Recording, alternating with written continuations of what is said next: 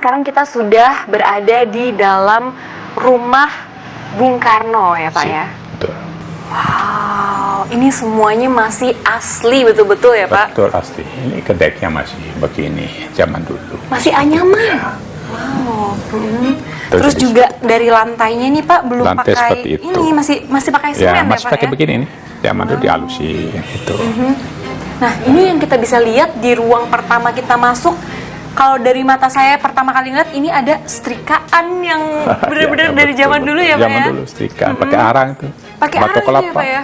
Wow. Kipas tamat. Ini Bu Inggit dulu nyetrikanya pakai ini ya Pak? Itu, pakai itu. Wow. Bu Inggit pakai itu. Jadul banget ya Pak. Nah. Terus di sampingnya itu ada kettle juga, ada teko ya Pak ya? Teko zaman dulu. Nanti ada dapur juga, kita lihat nanti kalau ada dapur berkenan juga, ya. oke. Ini ada yang namanya biola. Bung Karno kan seni, dia musisi. Suka bermusik. Hebat ya. Beliau tuh seni jadi, politik jadi, all round lah. Jadi apapun yang beliau tekuni jadi ya Pak ya? Dulu kita udah pergi kan dikasih kawan-kawannya. Oke. Kawan-kawan, ada kawan-kawan banyak. Dan setrika segala macam. Setelah selesai jam mereka balik, kita mulai mengumpulkan kembali. Nah ini teman-teman mereka mengembalikan barang-barang Bung Karno ya, dihadiahkan semua. Jadi di ini sini adalah pemberian Bung Karno terhadap kerabatnya yang kemudian dimasukkan lagi di museum ini. Dan itulah peninggalan Bung Karno, tidak begitu banyak tapi bermakna semua. Nah ini apa nih Pak di belakang? Nah ini lukis, bukan lukis ini. Beliau orang Bali ya? Pura Bali. Pura Bali. Ini lukisan beliau lukis sendiri. Wah. Serius? Ya betul. Ini lukisan Bung Karno. Lukisan Bung Karno. Keren banget. Ini kan lihat. Iya betul. Pura Bali dilukis oleh Bung Karno saat diasing di India. Ini lukisan beliau. Wow, saat diasingkan beliau ternyata banyak waktu luang untuk melakukan kesenian ya Pak ya. Hebat Bapak bangsa kita itu. Ini apa nih Pak kalau ini? Ini kayu clipping yang dipergunakan Bung Karno. Kayu clipping yang digunakan untuk Bung Karno. Untuk tulisan ini lukisan. Oh. Untuk melukis itu.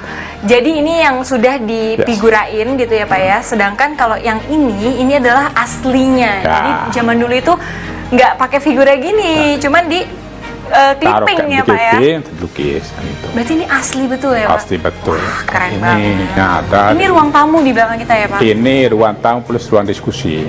Oke. Ruang rapat-rapat dengan para tokoh di sini. Para romo, ketua-tua, tokoh-tokoh agama, atau teman-teman yang seide diskusi. Ya, dari ini ruang tamu dulu segitu. Sampai sini ya Pak, ruang tengah, ruang tamu. Kemudian di sini ada berapa ruangan sih Pak sebenarnya? Ini TESA 9x12. 9x12 ukurannya ya Pak. Berarti di ruangan 12 ke sana, 9 ke sana. 9x12 itu sudah ada ruang tengah, ruang tamu, kamarnya. Kamarnya ada 2, ruang tengah ini, ruang keluarga, ya ada halaman juga ya Pak ya? Sekali lah. Kita lihat makanya anak-anak bangsa, tengoklah pejuang-pejuang para perintis kemerdekaan kita. Susah Pak Hafi. Jadi kalau tidak tengok di sini, kita tidak mungkin perjalanan bangsa ini. Orang main tapi pendiri bangsa itu dia sekarang susah payah. Tadi juga Bapak sempat cerita betul. soal Bung Karno akhirnya pindah ke Bengkulu. Nah, boleh didetailin lagi nggak sih Pak? Seperti apa itu sampai akhirnya pindah ke Bengkulu itu? Ceritanya tadi ketika beliau dari laut, kapal tadi ya. Tadi kita lihat polisi militer tadi, rumah di perempatan tadi, itu penjaga Belanda, itu tentara Belanda di situ. Dia lapor dulu ke situ. Ya baru ke tempat tadi. Nah, sini sudah terakhir tinggalnya. Tapi ada keluarga sebelah sana, keluarga baru itu. Dia punya rumah, kita dibangun, langsung dia ada mereka kasih dan terakhir mereka jual beli segala macam itu. Itu sebagai cagar budaya itu. Nah, di sini kemudian tinggal mereka itu dengan suasana yang seperti. Nah, peristiwa paling tragis itu ketika itu datang di sini kan ada Bung Karno dulu Kusno namanya. Kusno, ada Ibu Inggit sebagai istrinya, ada Ibu Amsi mertuanya, ada Ratna Juami anak angkatnya. Anak angkat itu. Nah, di lalahnya itu Ibu mertua sakit di sini malaria. Ibu Amsi. Ibu Amsi. Amsi itu Mbak Evi, dia Bung Karno memperkenalkan kepada seluruh masyarakat Ende ini, AMSI itu akan merdeka seluruh Indonesia.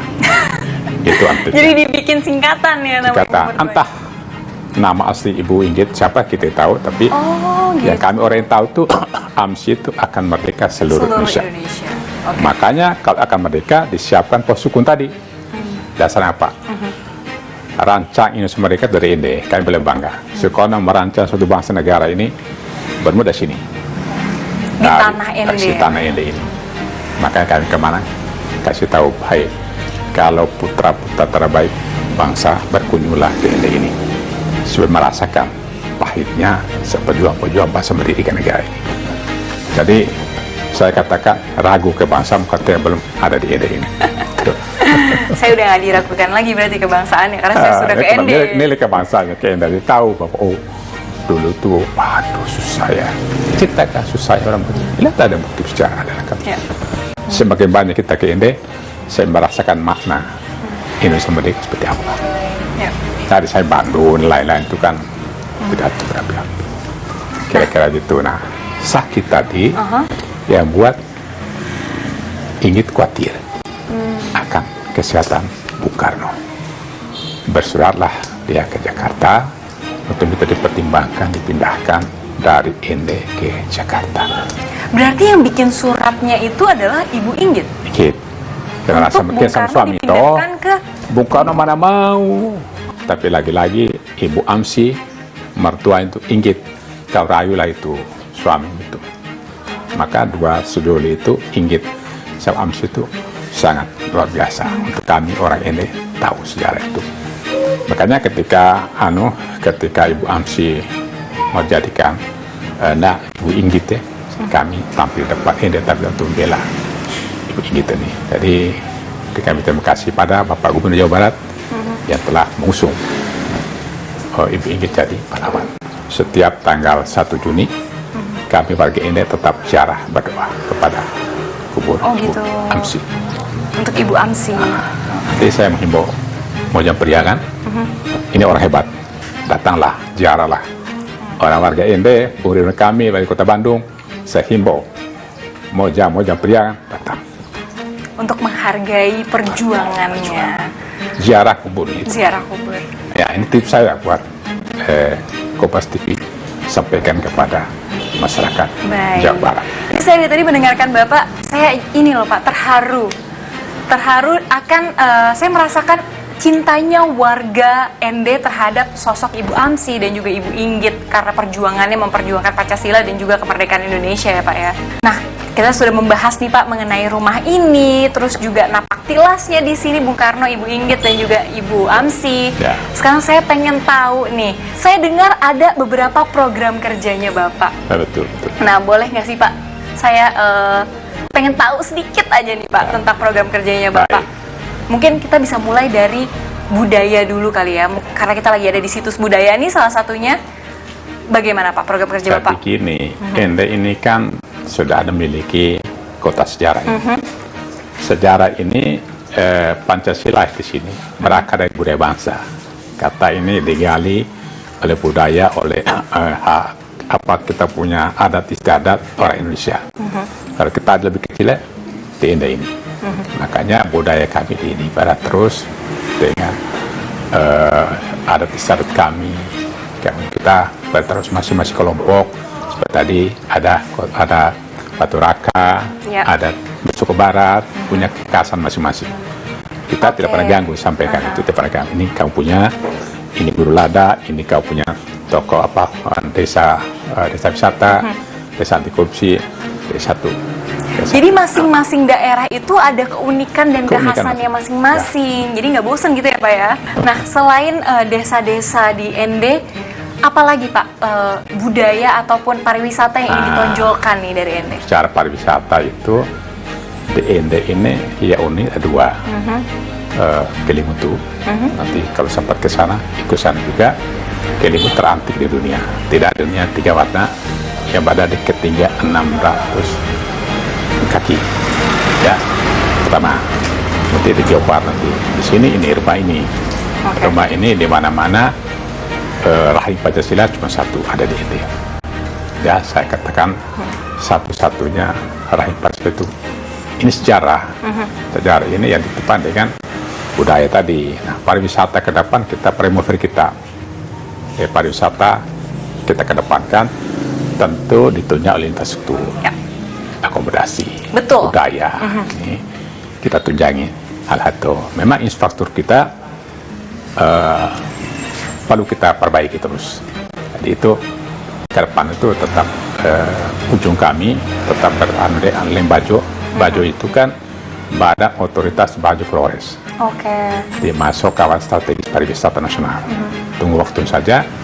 Insya Allah Pak Jokowi dari Bajo mungkin akan merapat ke ND. Berarti akan disambungkan ya Bajo Sambung. dengan ND. Pariwisata harus sambungnya, Pak. Nggak Tidak sabar. Karena Mbak ND punya kain ini. Orang pasti cari. Makanya generasi muda sekarang, tapi ajalah kaum milenial itu datang ke sini, berkuat rasa kebangsaan generasi muda. Indonesia akan utuh.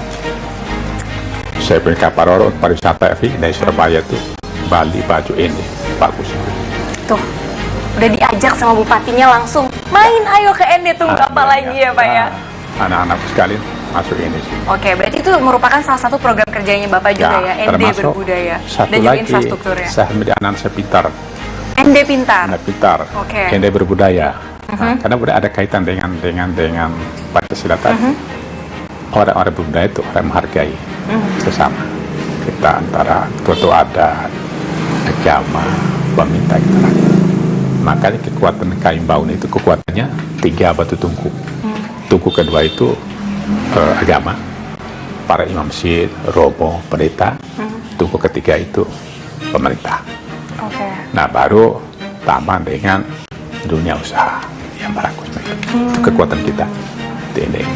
Jadi saling berkaitan satu sama lain ya Pak ya. Betul, harus begitu. Oke. Karena kami daerah ingin jadi percontohan tadi, percontoh hidup berpancasila itu seperti apa. Kita jadi contoh untuk bangsa dan negara. Oke, kalau gitu Pak, terima kasih banyak nih Pak. Saya udah dikasih ngintip sedikit seperti apa program kerja Bapak, tapi saya pengen ngintip lagi nih Pak ke ruangan-ruangan lainnya. Boleh. Boleh ya Pak ya? Nanti ruang ini tempat tidur itu asli itu. Wah, Itu ranjangnya kasur sudah diganti. Ya. mari Pak, Bisa saya masuk, silakan. penasaran mau lihat Pak. Boleh ya Pak ya? Nah, ini. Permisi.